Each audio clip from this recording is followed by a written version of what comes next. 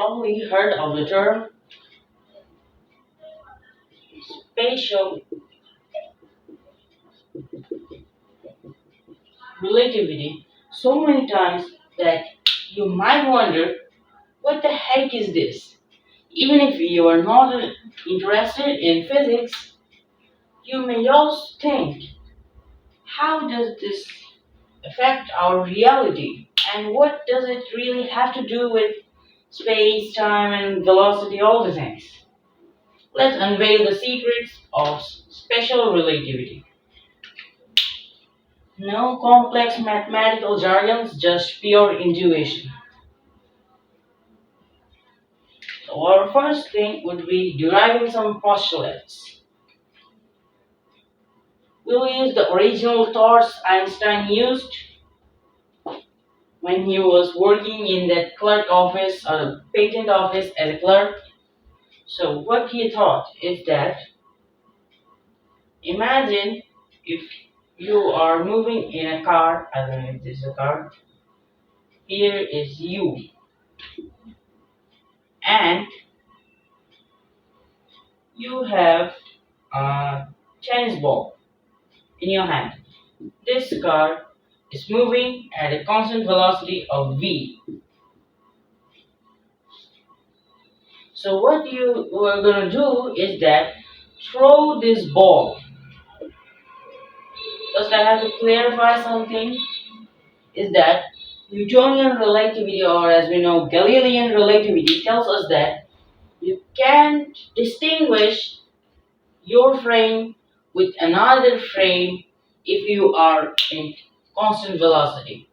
It's like saying you don't know or you can't do any experiments to find out if you're moving or not if you are in a constant velocity v. And this constant velocity gives us the name spatial.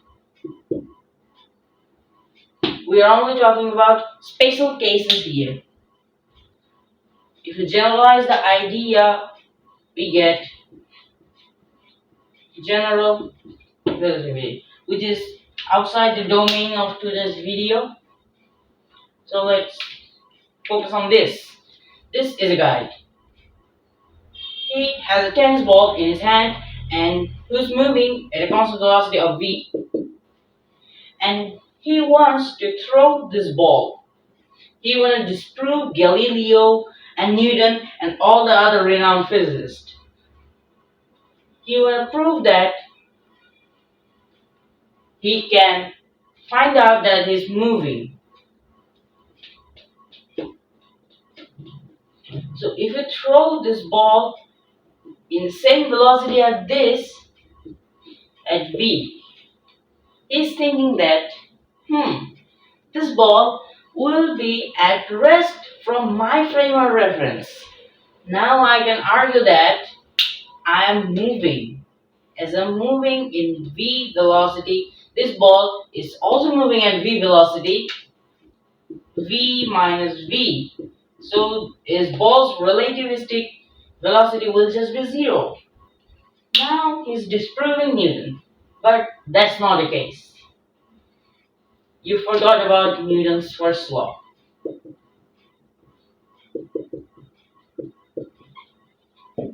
AKA inertia. I have a pretty bad handwriting. Inertia. It states that objects tends to keep its state. Like if it's moving, it tends to move. If it's not moving or if it's still, it tends to be still unless a force is acted upon. So this ball was already moving with his car at a velocity of v. And if he's gonna throw this ball from another person's frame of reference who is at rest, and in here you'll see that this ball is moving at the velocity of 2 times v, but from his frame of reference the ball is moving at 2v minus v, the velocity of v. So it's not disproving Newton or anyone, it's just proving him more elegantly. Now let's take another case. What if instead of a ball, a physical thing, we have a speaker which emits sound? So when moving at v velocity, he is sending that sound thing, the sound wave, also at the velocity of v.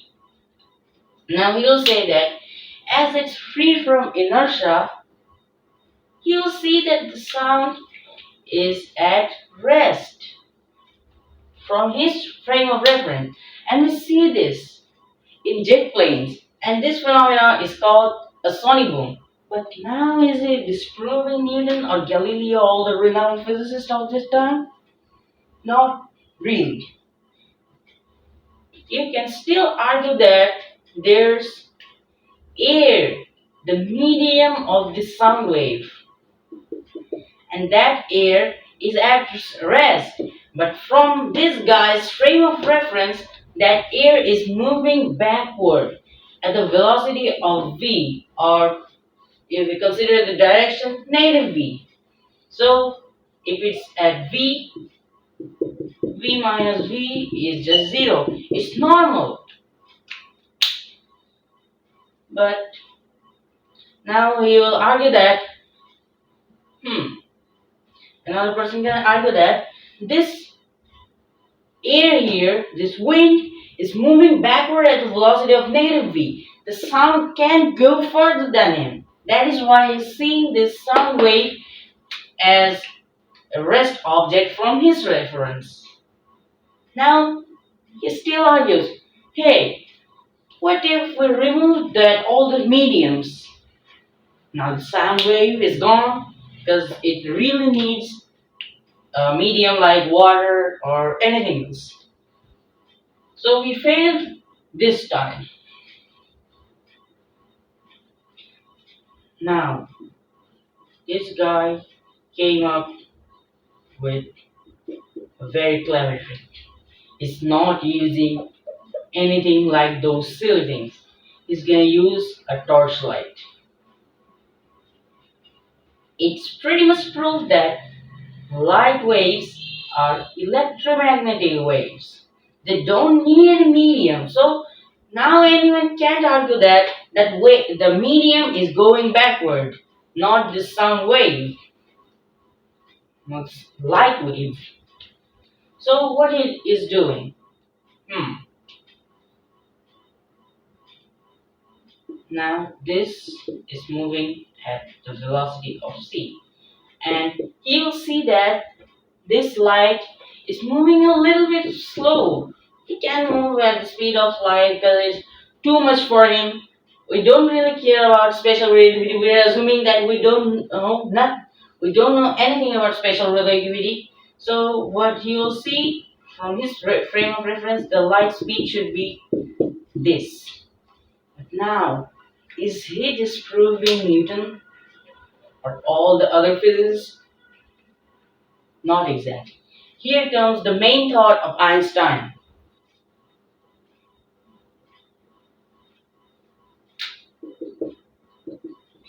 If we really want to make the Galilean relativity true, we have to assume one thing, that the speed of light is constant for every other person or any inertial frame of reference. That's just the first postulate and the most important of all in special relativity. This guy ain't disproving Galilean relativity, but he's opening a new door for us to explore, which is called special relativity. What if that wasn't true? If that wasn't true, we would see that Newton was wrong, Galileo was wrong, all the other physicists were wrong. But that's proven true that relativity works in classical cases. But light is an exception. Not just light or any electromagnetic wave or any waves that doesn't need any medium. let's get through the wildest part here. This thing I'm going to show you now will explain time dilation, length contraction, and all the weird stuffs. Let's say we have a spaceship here with a photon clock. This is what Einstein really used. Here is a photon. If this goes up, it ticks. If it goes down another time, it ticks. So, what if this ship starts moving at the constant velocity of v? Aren't you gonna see that this light here is gonna bend?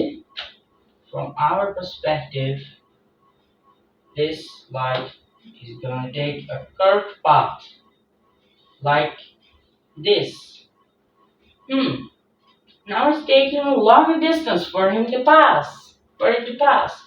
Hey, doesn't that mean that light just or the observer inside this ship feels time slower than another person outside? Isn't that weird?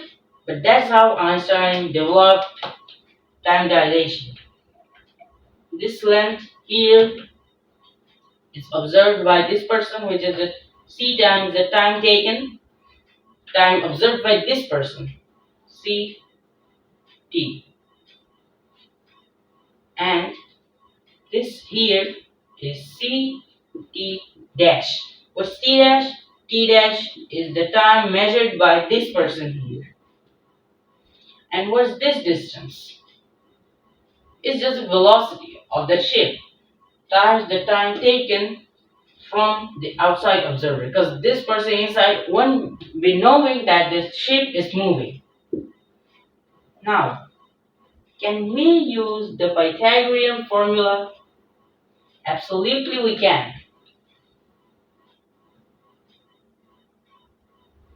C t dash all squared equal to Vt dash all squared plus C t all squared.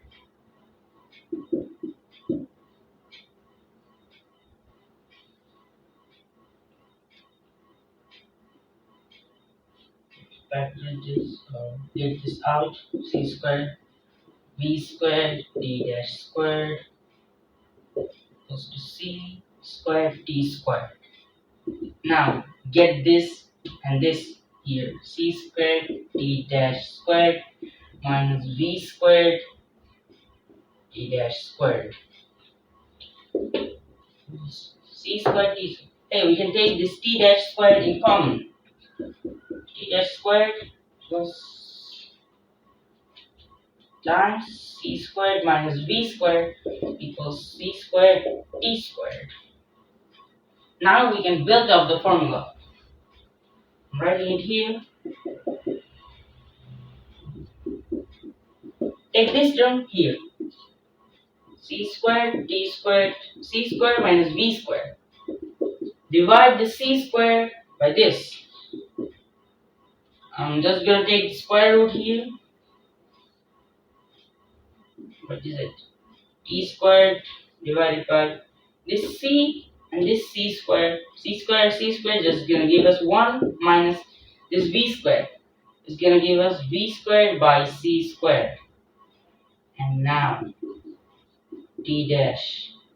This t squared is just going to be t root over 1 minus v squared by c squared. And that's how Einstein came up with his famous formula for time dilation, just by using this Pythagorean formula and simple analogy. This analogy or this formula is going to work for any system.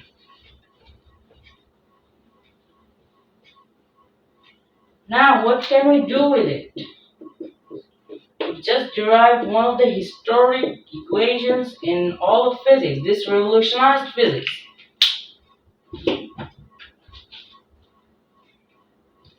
Now we can do one another thing. Let's define this thing to be gamma. we're gonna write 1 by 1 minus v squared by c squared to be gamma. That's called the Lorentz factor. We're not going to give those fancy names. Just call it gamma. This gamma is the factor of time expansion or time dilation. Here, look at this. Time as it's dilating is just expanding, as if time was like this, and now it became this. This is just a simple analogy of looking at time dilation. But let's get through the territory of general relativity. Not for too long, but just a simple idea that space and time are interchangeable. It's the beautifulest thing in physics. So now what can we do here is we know that here we have space-time, and you can't just randomly create space-time into an area. It needs the universe to be expanding, not just by some random causes. And space is in one grid, time is in another. So if you have time expanding, length must be contracting. And that's how we get the idea of length contraction. Nothing can just get created randomly. You need conservation and symmetries. So as this gamma factor is making the time to expand, we're going to use this gamma factor again to make the length of this to be shrinking or contracting. As it's being multiplied here, we're using it to be divided. So what can we do? 1 by gamma is just root over 1 minus v squared, this term without the 1. So just this. This is the equation of time dilation. And you may notice here, as time is expanding by the factor of gamma, length is shrinking by the factor of 1 by gamma. And that's why we write ds squared equals dx squared minus c squared dt squared. Here, it's a term which is invariant to every other observer. It's kind of constant for any other observer.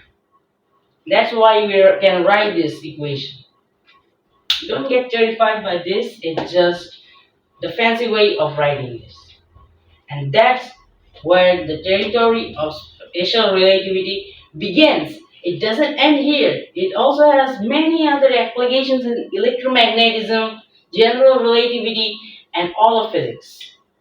Also, quantum physics aligns with special relativity. And that's the whole topic for today's video.